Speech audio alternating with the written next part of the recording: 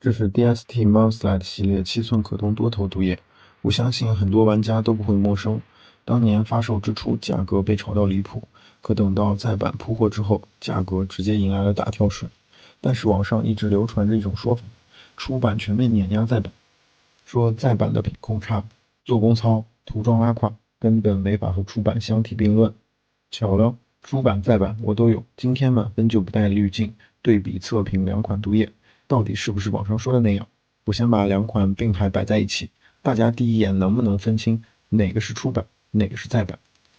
好了，直接公布答案。左边这款是出版，右边的是再版。其实两款差别还是挺明显的，再版身上的蓝色涂装面积要比出版大特别多，手臂、大腿这些肌肉线条的位置，大面积用到了蓝色做分色的勾勒，把毒液的肌肉肌理、身体轮廓衬托得特别清楚，整体细节层次感要更足。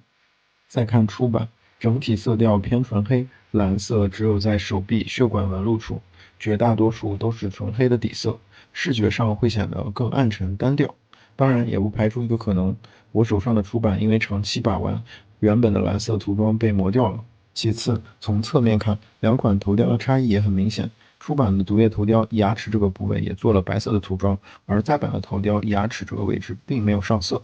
还有就是艾迪的半脸头雕，出版的发色是橘黄色，而再版是亮黄色，而亮黄色其实反而更贴合原版漫画里艾迪的发色设定。再看足底的钢印，出版两只脚都有钢印，再版只有单只带有钢印，这也是区分出版和再版的一个小细节。除此以外，两款的涂装水平基本没有差别，都存在轻微的异色蹭漆问题，涂装精度大差不差，根本不存在出版涂装顶级，再版垃圾到不能看的情况。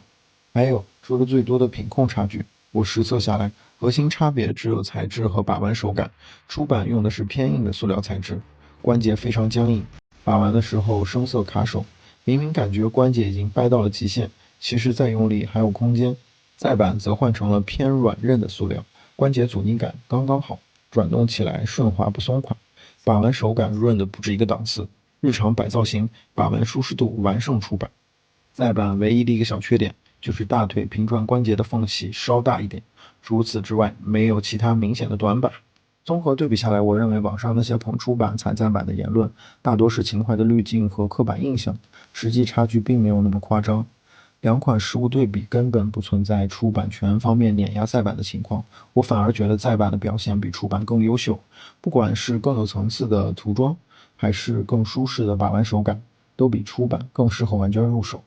好了，本期的对比视频就到这里，我是满分先生，关注我，带你看更多新奇有趣的好玩具，我们下期再见。